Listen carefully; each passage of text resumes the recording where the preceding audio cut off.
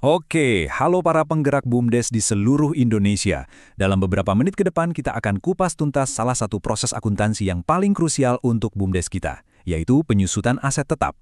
Tenang aja, saya bakal tuntun Anda langkah demi langkah, mulai dari cara hitungnya sampai cara mencatatnya dengan benar. Pasti pernah kan, kita lihat aset BUMDes, entah itu laptop, kendaraan, atau bangunan, dan kita sadar nilainya itu udah nggak sama lagi seperti waktu pertama kali beli. Pertanyaannya kan, gimana cara kita mencatat penurunan nilai ini secara resmi dan akuntabel di laporan keuangan? Nah, itulah masalah inti yang akan kita pecahkan bareng-bareng sekarang. Oke, ini dia peta jalan kita hari ini. Pertama, kita bahas dulu kenapa ini penting banget buat akuntabilitas. Terus, kita bedah apa itu beban penyusutan, lanjut ke studi kasus hitung-hitungan praktis, belajar bikin jurnal penyesuaiannya, dan terakhir, kita lihat apa sih dampaknya ke laporan keuangan BUMDes kita. Siap ya? Yuk kita mulai dari yang paling fundamental dulu, aset BUMDes dan akuntabilitas. Perlu diingat, ini tuh bukan cuma soal angka loh. Ini adalah tentang kepercayaan, transparansi, dan tanggung jawab kita sebagai pengelola aset yang notabene milik seluruh warga desa. Nah, kutipan ini benar-benar jadi pegangan utama kita. Setiap aset yang dimiliki BUMDes itu adalah amanah. Jadi, pencatatan yang akurat, termasuk penyusutan ini, adalah bukti nyata pertanggungjawaban kita. Inilah cara kita nunjukin kalau aset desa itu dikelola secara profesional dan transparan. Coba diperhatikan gambar siklus akuntansi ini. Setelah semua transaksi kita catat di buku jurnal dan kita pindahin ke buku besar, ada satu langkah super penting di nomor 2 itu sebelum laporan keuangan bisa jadi. Nah, itulah dia, jurnal penyesuaian. Disinilah rumah tempat kita akan mencatat penyusutan aset. Jadi posisinya krusial banget. Oke, sekarang kita masuk ke konsep utamanya. Jadi apa sih sebenarnya yang dimaksud dengan beban penyusutan itu? Secara resmi nih, menurut keputusan Menteri Desa, penyusutan itu adalah proses mengalokasikan harga aset menjadi beban selama masa manfaatnya. Pusing? Oke, gini deh cara gampangnya.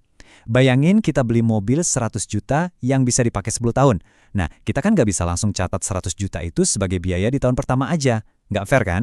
Sebaliknya, kita sebar biaya itu selama 10 tahun. Cicilan biaya tahunan inilah yang kita sebut beban penyusutan. Terus, dari mana kita tahu masa manfaat sebuah aset?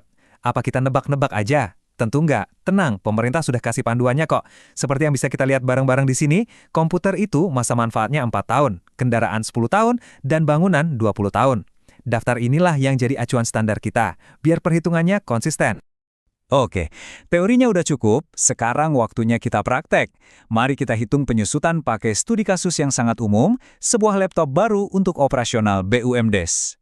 Metode yang wajib dipakai untuk BUMDes itu namanya metode garis lurus. Dan kabar baiknya, ini adalah metode yang paling sederhana.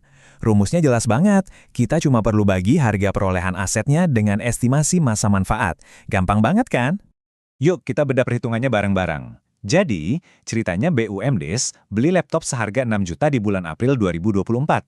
Masa manfaatnya 4 tahun, atau kalau kita ubah ke bulan, jadi 48 bulan. Jadi 6 juta dibagi 48 bulan, kita dapat penyusutan per bulannya sebesar 125.000. Nah, karena laptop ini dipakai selama 8 bulan di tahun 2024, yaitu dari April sampai Desember, maka total beban penyusutan untuk tahun itu adalah 8 bulan dikali 125.000. Jadi, ini dia angka kuncinya, 1 juta rupiah. Inilah nilai beban penyusutan laptop yang bakal kita catat di laporan keuangan tahun 2024. Poin pentingnya di sini adalah kita sudah berhasil mengubah sebuah konsep jadi angka konkret yang siap untuk dibukukan. Oke, angkanya sudah kita pegang. Langkah krusial berikutnya adalah memindahkan angka 1 juta ini ke dalam pembukuan. Proses ini kita lakukan melalui yang namanya jurnal penyesuaian. Prosesnya simpel banget, cuma 3 langkah. Pertama, kita tentukan akun di sisi debit, yaitu beban penyusutan, yang fungsinya nambahin beban BUMDes. Kedua, kita tentukan pasangannya di sisi kredit, yaitu akumulasi penyusutan, yang fungsinya buat mengurangi nilai buku aset kita. Ketiga, tinggal masukkan nilai 1 juta rupiah tadi di kedua sisi, beres. Nah, ini bagian penting biar nggak ketukar.